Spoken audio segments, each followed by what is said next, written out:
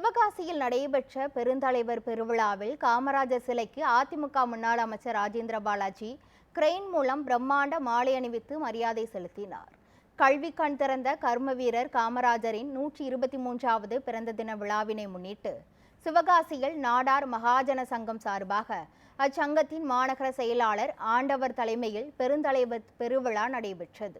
விழாவில் 500க்கும் மேற்பட்ட பெண்கள் கலந்து கொண்டு நகரின் முக்கிய வீதிகளின் வழியாக சென்று தபால் நிலையம் அருகில் உள்ள காமராஜர் சிலைக்கு பாலாபிஷேகம் செய்தனர்.